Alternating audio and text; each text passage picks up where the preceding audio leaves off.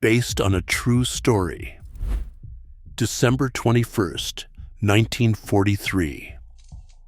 A B-24 Liberator went out of control at high altitude and slammed into a mountainside in the Alaskan wilderness. It carried a crew of 5. When the plane hit, only one man would be known to survive. Then came the real ordeal. 84 days alone. Temperatures plunging past 40 degrees below zero, and hundreds of miles of frozen wilderness between him and any hope of rescue. The morning of December 21st, 1943, broke cold and gray over Ladd Field, near Fairbanks, Alaska. A remote Army Air Force's installation carved out of subarctic permafrost that served as the primary hub for the Soviet Lend-Lease aircraft transfer program. Second Lieutenant Leon Crane, 21 years old, a co-pilot newly arrived from flight training in Philadelphia, was assigned to a routine test flight aboard a B-24 Liberator bomber. Test flights over the Alaskan interior were standard procedure at Ladd Field, though the terrain below was anything but routine. The Yukon-Charley rivers region stretched south and east of the base, a vast, trackless tangle of spruce forest, river ice, and mountain ridges that received fewer annual visitors than most people visit their local grocery store. Crane climbed aboard with 4 fellow crew members. The parachute harness, standard issue, felt bulky over his fleece-lined flight suit as he settled into the cockpit. The parachute, white silk folded into its pack, was clipped into place behind him. Equipment, regulation, nothing he expected to use. Nobody thought to say goodbye. Less than 2 hours after takeoff, somewhere above the Charley River Basin, a remote drainage approximately 120 miles east-southeast of Fairbanks, the aircraft experienced catastrophic mechanical failure. According to military investigation records compiled following the incident, at about 25,000 feet, one engine malfunctioned, and the aircraft began to spiral out of control. What followed happened in seconds. 4 men did not escape the aircraft. Leon Crane did. His parachute deployed.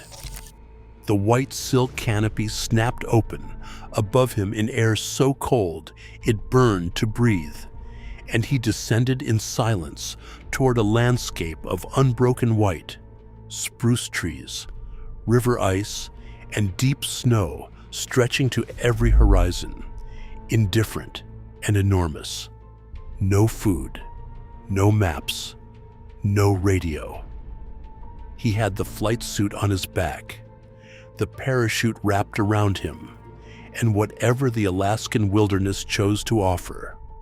The temperature at the point of landing was approximately 40 degrees below zero. Darkness was less than 3 hours away. It was the winter solstice. Crane's parachute deposited him into deep snow on the afternoon of December 21st. According to his account as documented in military debriefing records, he gathered himself immediately and began the methodical assessment that survival training demanded. Assess injuries, assess environment, move toward water. He could walk, but the cold was already attacking his hands and feet. The environment was lethal. A frozen river channel was visible through the tree line. He gathered the parachute silk around his body for insulation and moved toward the river, understanding what every bush pilot and trapper in the Alaskan interior understood. Rivers were roads in this country. Rivers had direction. Rivers, if you followed them long enough, led somewhere. What he had not yet calculated was that the river was the Charley, and that the Charley wound for nearly 100 miles through wilderness before it reached the Yukon. He didn't know it yet, but that river would become both his road and his trap. By 3 o'clock in the afternoon, full darkness had closed over the Charley River basin. Crane had approximately 4 hours of functional daylight in which to establish shelter, and he had spent most of that time descending and orienting. He used the parachute.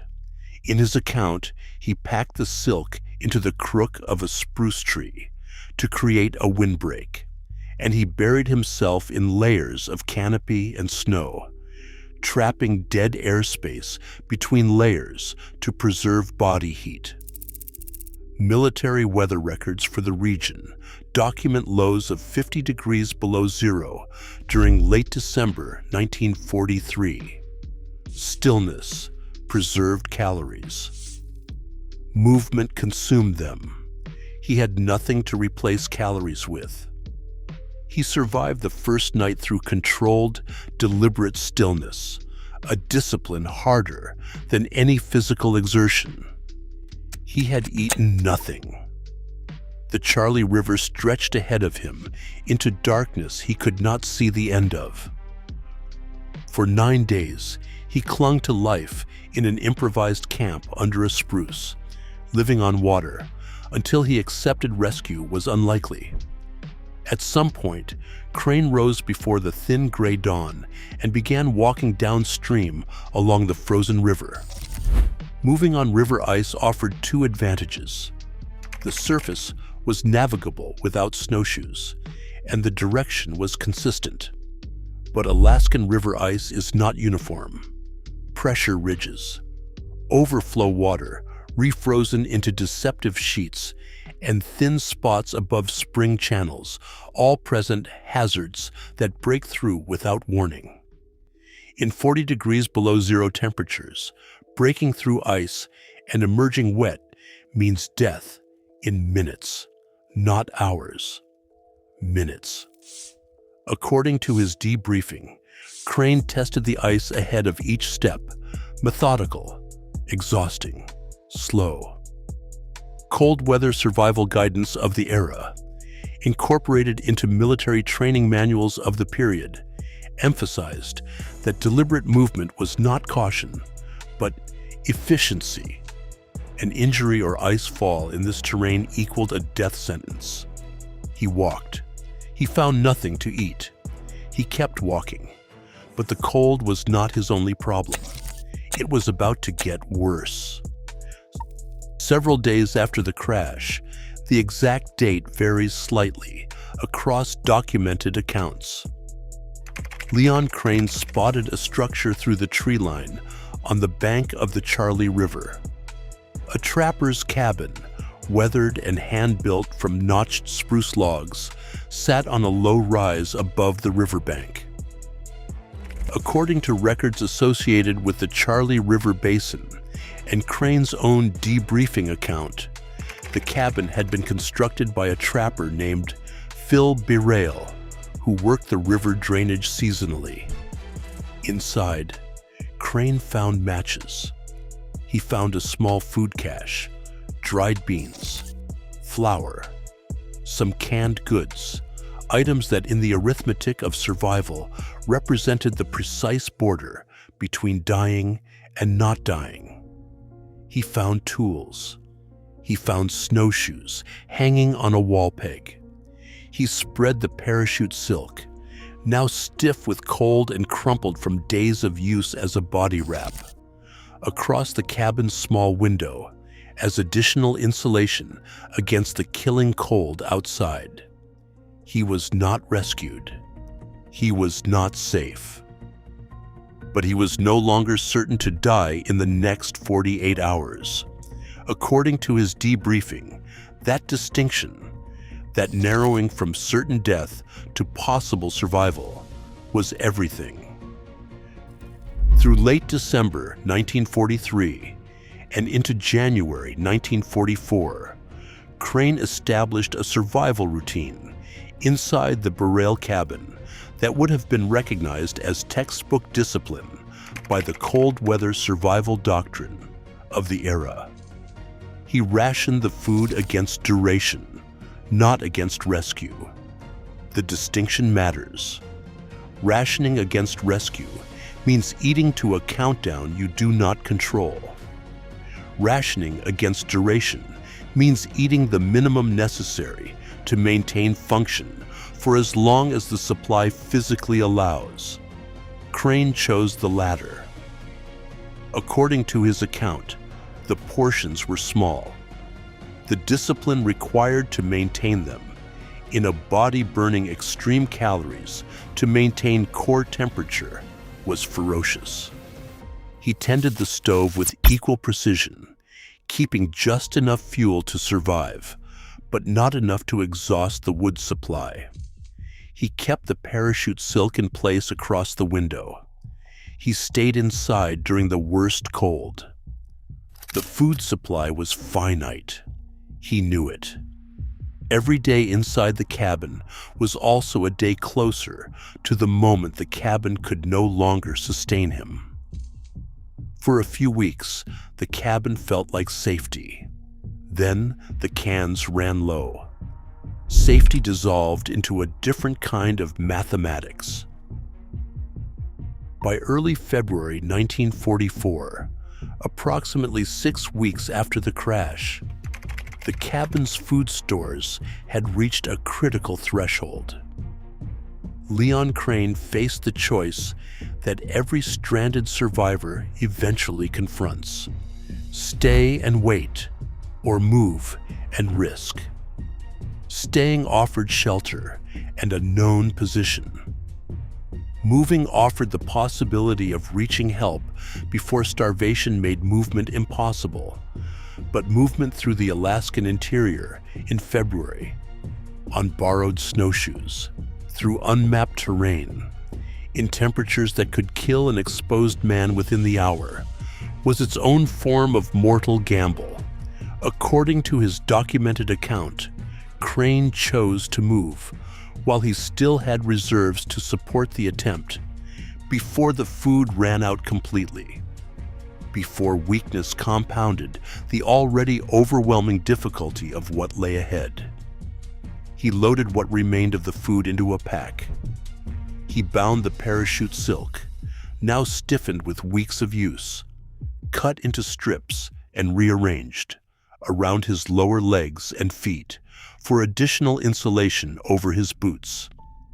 The white canopy that had lowered him safely from a disintegrating aircraft was now unrecognizable, distributed across his body in pieces, doing its last work. He lashed on the snowshoes and walked out onto the river ice. He was wrong about the distance to the Yukon. He would nearly die for it. February and early March 1944. Crane's route from the Burrell cabin to the Yukon River covered terrain that subsequent geographic assessments of the Charley River drainage estimate at between 70 and 100 miles of river travel, depending on the ice conditions and detours required. He walked where river ice held. He pushed through forest where it failed. He crossed tributary mouths, pressure ridges, and stretches of overflow ice, that deceptive layer of water that seeps over river ice and refreezes. It soaked through his boots before the cold encased them again in ice. Frostbite in extremities begins within minutes at temperatures of 40 degrees below zero or lower. Crane wore every layer he possessed. The parachute silk strips around his legs were not comfort.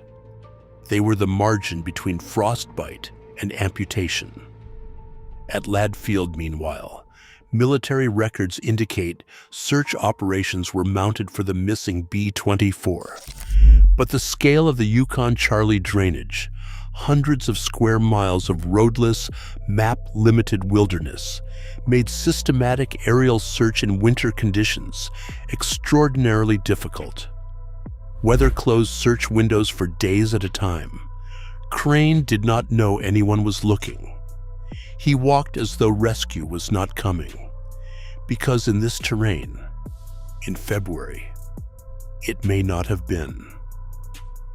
In early March 1944, approximately 84 days after the crash of the B-24 Liberator over the Charley River, Leon Crane reached the Yukon River.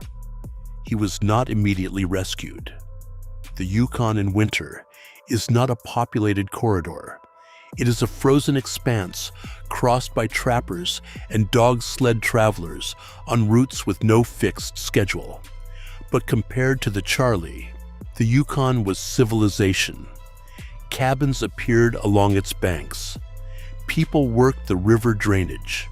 According to military and civilian records associated with his recovery, Crane was found by trappers operating near the mouth of Woodchopper Creek on the Yukon River, a location downstream from the confluence with the Charley.